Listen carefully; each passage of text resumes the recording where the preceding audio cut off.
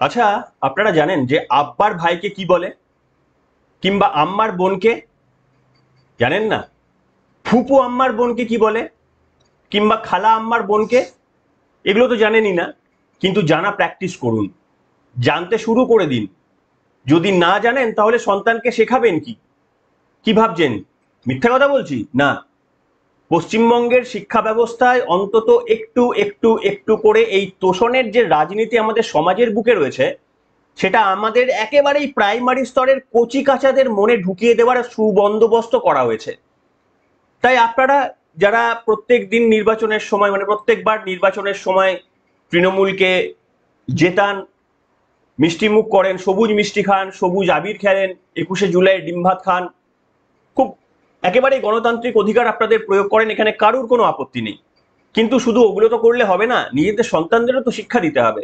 সেই সেই কারণে ফুপু আম্মার বোনকে কি বলে, কিংবা খালা আম্মার দিদিকে কি বলে, এগুলোও জেনে রাখাটা প্রয়োজন। পশ্চিমবঙ্গে একেবারে প্রাথমিক স্তরে এই প্রশ্নগুলি তৈরি করে পাঠ্যক্রমের মধ্যে সম্ভবত আসে বলেই তো পরীক্ষায় প্রশ্নগুলো আসছে। একটা মারাত্মক খবর কিন্তু পাশাপাশি আমি আপনাদের সামনে দেখাবো আমাদের পড়শি দেশ বাংলাদেশ। বাংলাদেশে কি প্রশ্ন আসে সেগুলো আজকে আমি দেখাবো, আপনারা পর্বটা দেখবেন। এটা খুব লাইটলি নেবেন না, অত্যন্ত গুরুত্বপূর্ণ একটা পর্ব। তার কারণ রাজনীতির পরিসরটা এতদিন পর্যন্ত কলেজ স্তর পর্যন্ত ছিল।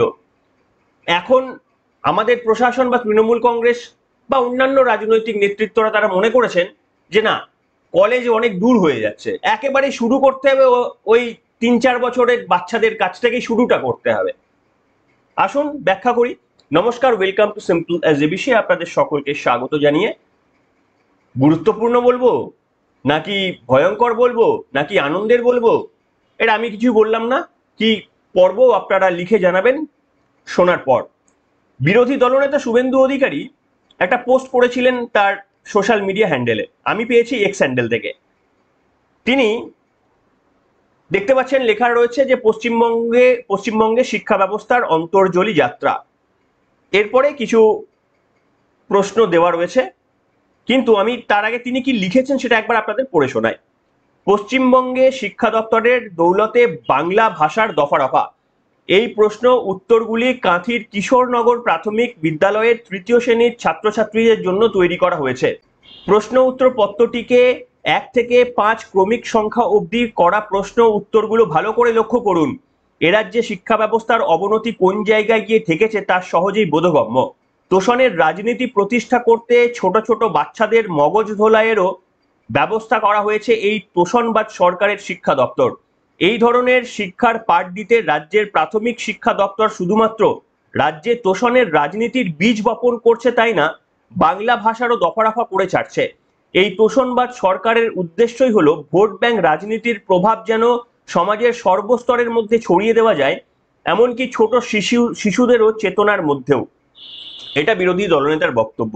আপনারা শুনলেন যে কাঁথির কিশোরনগর প্রাথমিক বিদ্যালয়ের 3য় শ্রেণীর ছাত্রছাত্রীদের জন্য যে প্রশ্নপত্রটি এসেছে, বা যে তিনি কোনো একটা জায়গা, বইয়ের কোনো একটা জায়গা থেকে তুলে ধরেছেন, সেই জায়গাটা আপনারা এবার দেখুন। আমি একটু বড় করে দেখানোর চেষ্টা করছি। দেখুন, তিনি একটা গ্রিন করে হাইলাইট করে রেখেছেন। কি লেখা রয়েছে? আব্বার ভাইকে কি বলে? উত্তর চাচা বলে। চাচার স্ত্রীকে কি বলে? উত্তর চাচি আম্মা বলে। আম্মার বোনকে কি বলে? উত্তর খালা আম্মা বলে। খালা আম্মার স্বামীকে কি বলে? উত্তর খালু বলে। ফুফু আম্মার স্বামীকে কি বলে? উত্তর ফুফা বলে। তো এরকম আরো অনেক প্রশ্ন রয়েছে, মাসি, মাস্তুতো ভাই, পিস্তুতো ভাই, এসবও রয়েছে কিন্তু। তো এনিওয়ে, দেখুন, আমার ব্যক্তিগতভাবে এগুলো শেখাতে কোনো আপত্তি নেই, বা আমার ব্যক্তিগতভাবে কোনো অসুবিধার নেই। তার কারণ আমি নিজেও জাপানিজ ল্যাঙ্গুয়েজ শিখেছি এবং জাপানিজ ল্যাঙ্গুয়েজের N4 এবং N5 এবং N4 পরীক্ষা পাশও করেছি। খুব ছোটখাটো জাপানিজ অল্প অল্প বলতেও পারি। হাজিমে মাস্তে, দোজো ইউরোসিকো, ওনেগাই সিমাস, ওয়াতাসিবা প্রলয় সন্দেশ। তো ছোটখাটো বলতে পারি আমি, কিন্তু সেই জন্য আমার ল্যাঙ্গুয়েজ শেখাতে কোনো অসুবিধা নেই। আর এইগুলো, এই যে চাচা, ফুফা, এই সমস্ত শব্দগুলো আমাদের জেনারেলি মুসলিম সম্প্রদায়ের মানুষরা ব্যবহার করেন, কিন্তু এগুলো অ্যাকচুয়ালি পার্সি কিংবা আরবি শব্দ। আমাদের এই মুঘল রাজ্য বা যখন মুঘল সাম্রাজ্য হয়েছিল, তুর্কির বিভিন্ন সুলতান কিংবা পার্সির সুলতান তারা যখন ভারতের ওপর আক্রমণ করেছিল, তখন তাদের সংস্কৃতির সঙ্গে এই সংস্কৃতির মেলবন্ধন হয়ে গিয়েছিল। তারপর থেকে এই শব্দগুলো ওই মুসলিম সম্প্রদায়ের মানুষদের মধ্যে তাদের সংস্কৃতিতে ঢুকে গেছে, তারা বাড়িতে যখন কথা বলে এই ভাষায় কথা বলে। এখন আপনারা প্রশ্ন করতেই পারেন যে ঠিক আছে, পিস্তত ভাই যদি শিখতে পারে তাহলে ওই ফুপা আম্মার বোন, ফুপা আম্মার ভাই এইগুলো শিখলে অসুবিধা কোথায়? দেখুন, এতদিন পর্যন্ত পশ্চিমবঙ্গের ইতিহাসে এই ধরনের বিভেদ ছিল না। তাহলে তো ধরুন শিখ সম্প্রদায়ের মানুষরা তাদের মাকে বা পিসিকে কি বলে সেটাও উল্লেখ করতে হয়, খ্রিস্টানরা কি বলে সেটাও উল্লেখ করতে হয়, সাঁওতালরা আবার অন্য ভাষায় ডাকে বাবা মা, পিস্তত ভাই, পিস্তত বোনকে, তাহলে সেগুলোও শেখাতে হয়। তাহলে তো সমাজের মধ্যে আপনি বৈরিকীকরণ করে দিচ্ছেন, বিচ্ছেদ ঘটিয়ে দিচ্ছেন। হ্যাঁ, আমি আপনাদের সামনে বলেছিলাম যে মুসোলিনির কথা মনে রয়েছে। মুসোলিনি তিনি নিজের প্রভাব প্রতিপত্তি খাটানোর জন্য তিনি মনে করতেন যে একেবারেই প্রাথমিক স্তর থেকে মগজ ধোলাইটা শুরু করা উচিত। সেই কারণে প্রত্যেকটি স্কুলে তার নিজের ছবি ব্ল্যাকবোর্ডের কাছে লাগানো থাকতো, যাতে কেউ তার দৃষ্টিটা মানে মাথা থেকেও তার স্মৃতি কেউ যেন চাইলেও মুছে ফেলতে না পারে।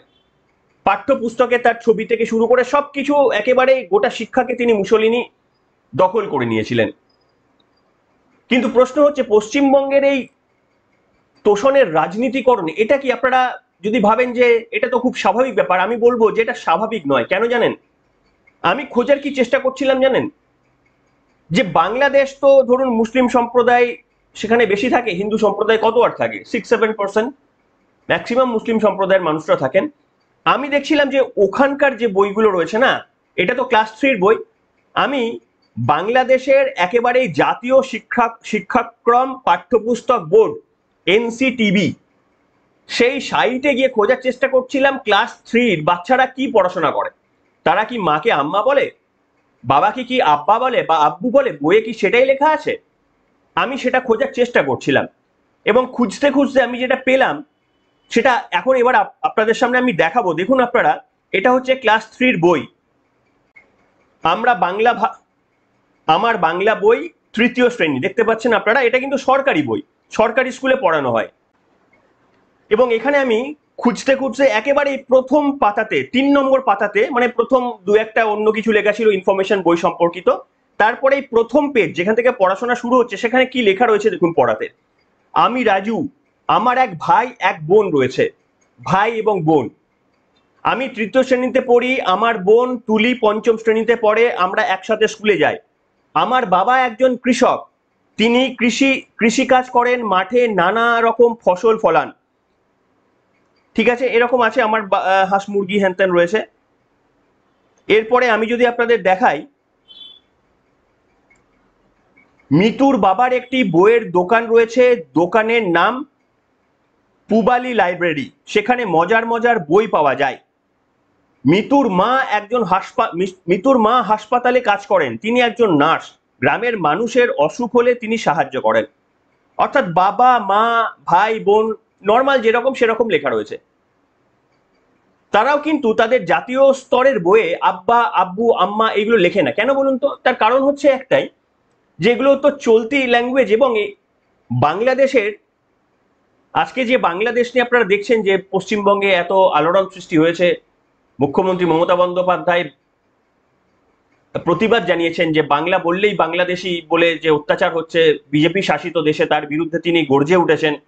উল্টো দিকে বিজেপি শাসিত রাজ্যের বক্তব্য হচ্ছে মমতা বন্দ্যোপাধ্যায় মিথ্যে কথা বলছেন, তার কারণ বাংলা বললেই বাংলা বললেই বাঙালি হওয়া যায় না। এবং তাদের আধার কার্ড, ভোটার কার্ড সবকিছু যাচাই করে সেগুলো প্রমাণ পাওয়া গিয়েছে, তাদের কাছে সমস্ত ডকুমেন্টেশন রয়েছে, কিন্তু সেগুলো ফেক, সেগুলো জালিয়াতি করা। তাদের ওপার বাংলায় থাকার প্রমাণও মিলেছে, তাই সেই কারণে তাদেরকে ডিপোর্ট করা হচ্ছে। এই নিয়ে সংঘাত। এবার আপনি কোন দিকে থাকবেন, কাকে বিশ্বাস করবেন, এটা আপনার ব্যক্তিগত ধারণা। কিন্তু যে বাংলাদেশ 90% মুসলিম সংখ্যাগরিষ্ঠ দেশ, সেখানের ক্লাস 3-র পাঠ্য বইয়ে যদি বাবা মা মানে আব্বা আব্বু আম্মি জান এসবের জায়গায় যদি বাবা মা দিদি ভাই বোন লেখা থাকতে পারে, তাহলে পশ্চিমবঙ্গের সিলেবাসে কেন এই ধরনের জিনিসগুলো ফুফা তারপরে কি ছিল না, আমি মাফ করবেন সবটা আমার জানা নেই। তো এইগুলো কেন থাকবে? এতদিন তো কোনো প্রয়োজন পড়েনি, এমনকি সংখ্যাগরিষ্ঠ মুসলিম দেশেও এর প্রয়োজনীয়তা নেই। তাহলে পশ্চিমবঙ্গে এর কেন প্রয়োজনীয়তা হলো? এমনকি আপনারা জানেন, আমি আপনাদের সামনে আরো একটা অংশ দেখাবো। দেখুন, এই যে বাংলাদেশের ক্লাস 3 বইটা না, এইখানে আরো একটা উল্লেখযোগ্য বিষয় রয়েছে। এখানে আমি দেখে রেখেছিলাম 69 পেজ। আমি যদি 69 পেজে চলে যাই,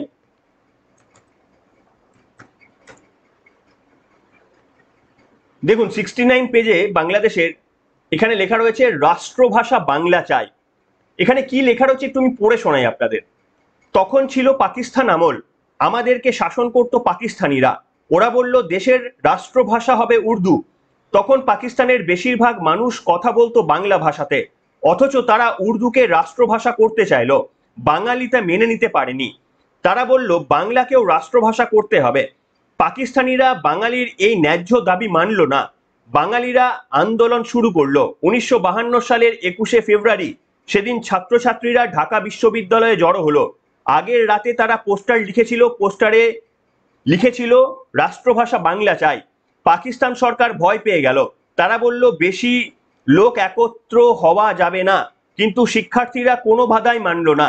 তারা মিছিল করার সিদ্ধান্ত নিল। মিছিলের প্রথম দলটি ছিল ছাত্রীদের যাই হোক, অনেক কিছু লেখা রয়েছে, আমি শেষটা পড়ছি। শেষ পর্যন্ত পাকিস্তান সরকার বাঙালির দাবি মেনে নিতে বাধ্য হয়। উর্দুর পাশাপাশি বাংলাকেও রাষ্ট্রভাষা হিসেবে ঘোষণা করে দেওয়া হয়। তাই 21শে ফেব্রুয়ারি আমাদের শহীদ দিবস। দেখুন 21শে জুলাই আপনারা জানেন, 21শে জুলাই তৃণমূল কংগ্রেস বড় করে সভা করে। 21শে ফেব্রুয়ারি বাংলাদেশ দেশের জন্য অত্যন্ত গুরুত্বপূর্ণ দিন। তার কারণ এই একটা কারণে, পৃথিবীর একমাত্র দেশ বাংলাদেশ যারা ভাষার জন্য আন্দোলন করেছিল। পৃথিবীর আর দ্বিতীয় কোনো দেশের নজির নেই। তারা বাংলা ভাষাতে কথা বলতে চেয়েছিল, তারা উর্দু, আরবি, ফার্সি ভাষাতে কথা বলতে চায়নি। এগুলো পাকিস্তানের ভাষা, তারা বর্জন করেছিল।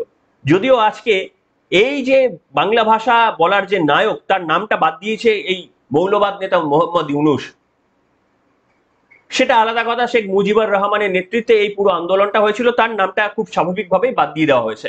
কিন্তু তিনি ছিলেন তাদের জনক, জাতির পিতা ছিলেন। তার নেতৃত্বেই বাংলাদেশ এই লড়াইটা শুরু করে জয় হাসিল করেছিল ভারতের সাহায্য নিয়ে।